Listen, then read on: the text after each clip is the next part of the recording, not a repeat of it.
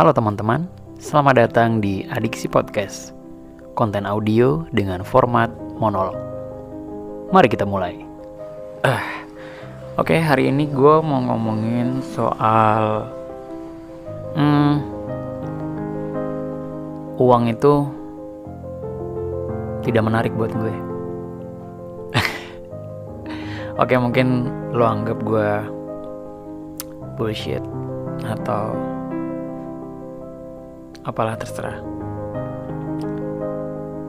Tapi gue punya cerita kenapa akhirnya gue tidak terlalu tertarik dengan yang namanya uang sebagai sebuah keinginan ya. Untuk sebuah kebutuhan itu pasti penting. Oke, gue jelasin dulu keinginan dan kebutuhan itu segampangnya. Kebutuhan itu makan, keinginan itu mungkin makan pizza. Oke, makan kan bisa makan apa aja, yang penting sehat aja atau bergizi aja, tapi nggak yang over gitu ya.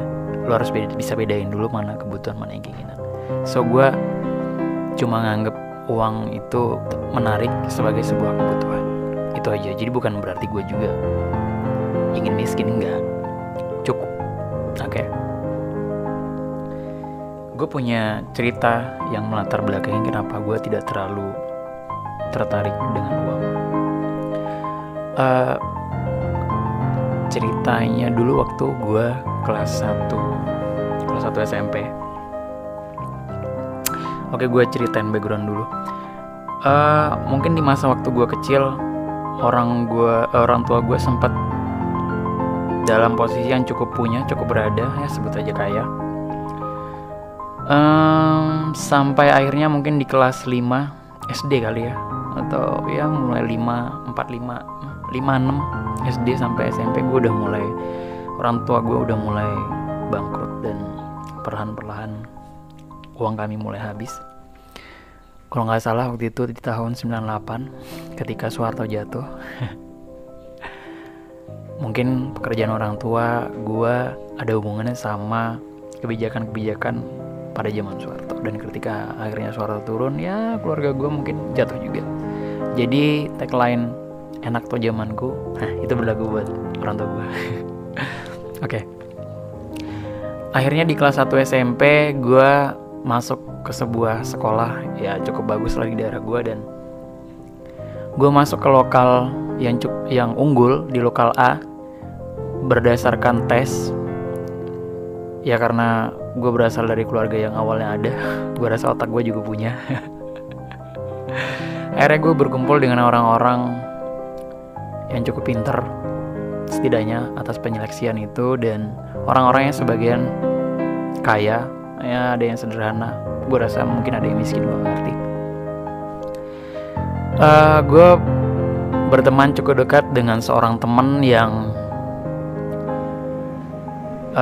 anak dari salah seorang orang yang terkaya di daerah gue.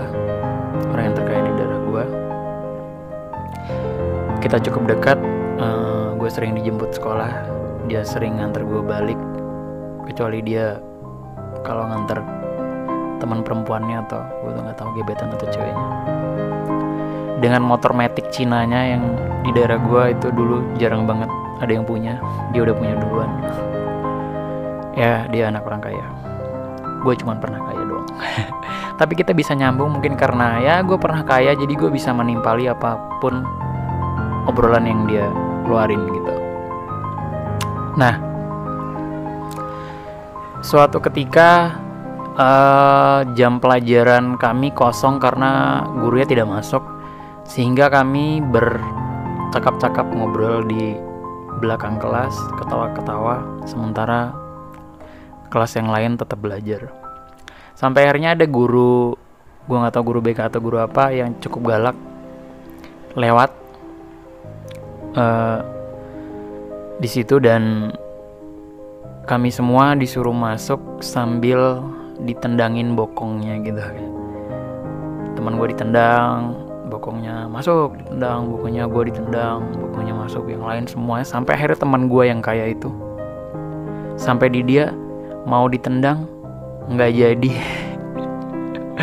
masuk nggak jadi ditendang sama guru itu, karena Iya, dia tahu bahwa anak ini anak orang kaya yang cukup berpengaruh di daerah ini. Mungkin dia nggak mau ambil risiko ya. Terus akhirnya kami masuk semua, dan sudah setelah habis pelajaran, jam istirahat tiba. Akhirnya kami tertawa-tawa menertawakan hal yang barusan terjadi. Teman-teman yang lain bilang, wah enak ya, nggak ditendang, enak banget, kaya, mungkin bapak itu takut, bla bla bla segala macam. Teman gue yang kaya itu cuman senyum-senyum kecil tersipu sambil ngeliat gue, dan gue ngeliat dia, dan gue ngeliat perasaan apa ya, perasaan aneh dari raut mukanya. Gue nggak ngelihat dia senang diperlakukan seperti itu.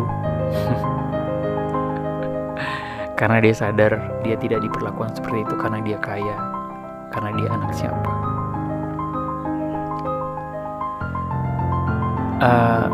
Ya poinnya adalah gue ngelihat dia ngerasa, kenapa karena gue kaya atau orang tua gue kaya, gue nggak diperlakukan sama kayak yang lain ya, gitu. Itu yang gue lihat dari raut wajahnya. Dari situ gue ngerasa, oh ternyata kekayaan atau uang itu nggak bisa menciptakan keadilan ya. Lalu apa menariknya uang?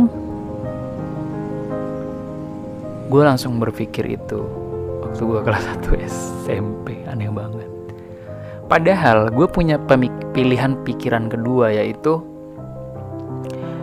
enak banget ya kayak anjing, diperlakukan sebegitunya, berbeda daripada yang lainnya. Harusnya gue punya pilihan untuk berpikir itu. Bahkan karena saat itu gue sedang merasa jatuh karena keluarga gue jatuh miskin gitu. Harusnya gue bisa berpikir, anjing enak ya kaya, kayak gue harus kaya deh baru bisa diperlakukan seenak ini. Tapi gak tahu kenapa pikiran gue justru yang muncul, ternyata kaya dan uang itu gak bisa ngebikin keadilan ya. Terus apa menariknya? Membeli kemudahan, iya, uang bisa. Membeli kejujuran, iya, bisa. Membeli keadilan, iya, uang bisa. Tapi ternyata menciptakan keadilan gak bisa. Gue berpikir uang tidak menarik ya. Akhirnya mulai dari situlah hidup yang gue jalanin itu orientasinya bukan uang. Butuh uang iya, tapi sebagai keinginan tidak terlalu. Sangat menyenangkan berkehidupan tidak berorientasi dengan uang, karena menurut gue kalau orang tidak kuat ya orientasinya uang, dia akan melakukan segala cara untuk mendapatkan uang gitu. Nah gue merasa happy tidak punya pemikiran itu. SMP gue sangat menikmatinya karena tidak ada dampaknya dalam hidup gue. Tapi semakin dewasa, mulai SMA gue mulai sadar bahwa pemikiran gue tentang uang ini akan menyulitkan gue dalam berkehidupan, karena pemikiran ini bertentangan dengan banyak orang gue rasa. Ketika gue bilang kayak uang gak terlalu itu deh, gue ngerasa gue dianggap tai lah gitu. Gue kesulitan berkehidupan dengan sosial karena orang-orang mayoritas merasa ya uang itu penting banget gitu. Ya bahkan ada yang menuhankan banget uang gitu, sementara gue enggak. Gue sulit banget berkehidupan karena orientasi gue bukan itu. Bahkan buat mungkin mendekati perempuan aja mungkin gue dianggap tidak mungkin ya kalau waktu itu gue ngelakuin, gue gak punya uang men. Intinya gue banyak kesulitan lah untuk melakukan sosial ketika orientasi gue di hidup itu bukan uang gitu. Gue tidak bisa membaur, gue dianggap gaya-gayaan. Tapi entah kenapa gue merasa happy, gue merasa senang karena gue tidak harus repot-repot untuk melakukan segala cara untuk uang gitu. Gue hanya melakukan hal yang menurut gue oke, baik. Ya tidak terlalu putih mungkin, gue nggak tahu, tapi gue ngerasa bersih, oke, gue lakuin itu untuk uang, dan itu untuk kebutuhan aja gitu. Dan iya, gue sangat happy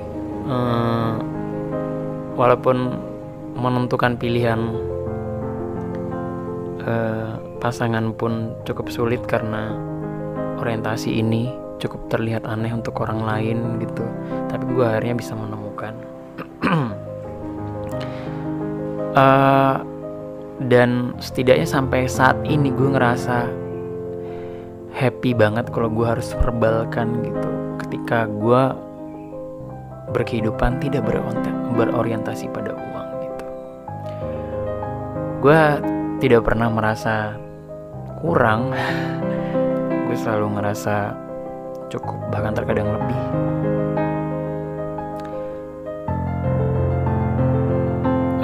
Gue pengen berbagi ini karena ada banyak cara untuk lo berbahagia di kehidupan ini. Gue bisa yakini bahwa salah satunya itu adalah orientasi lo terhadap uang itu tadi. Itu salah satunya. Itu bisa berdampak untuk banyak hal, dan gue percaya orang akan senang di kehidupannya ketika memakai konsep ini. Menurut gue, lo bisa coba gitu. Karena nanti akan timbul pemikiran-pemikiran baru lo ketika lo berawal dari situ, tentang bahwa apa sih kebutuhan itu, apa sih keinginan itu gitu. Ya sesimpel yang tadi gue bilang gitu. Ternyata kalau gue pikir-pikir,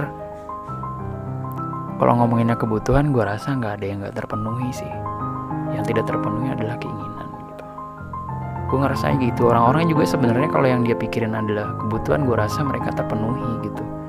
Cuman karena mereka gak sadar prioritas, keinginannya terus yang dikejar, terus mereka merasa kayaknya kebutuhannya gak tercukupi deh.